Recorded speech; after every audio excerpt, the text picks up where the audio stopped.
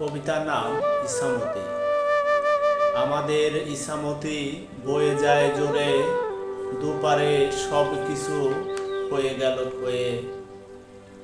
মাঠ ঘাট একাকার, রাশি রাশি পানি, সবখানে বসল কাজ নাহি জানি।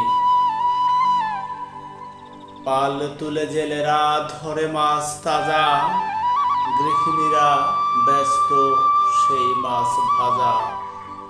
কৃষকেরা কাটে ধান গলা পানি নেমে, কেমনে পাইবে ফসল নাহি কেহ জানে।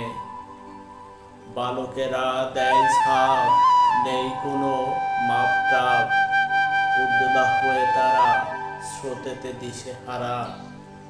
রাখাল ছেড়েছে হাল, তুলেছে নৌকার পাল, তৃণভুজে নাজেহাল, কেমনে কাটিবে কাল। অলস গ্রামবাসী বসে বসে কাটে রশি, শিশুরা ব্যস্ত করিতে চড়ুই ভাতি।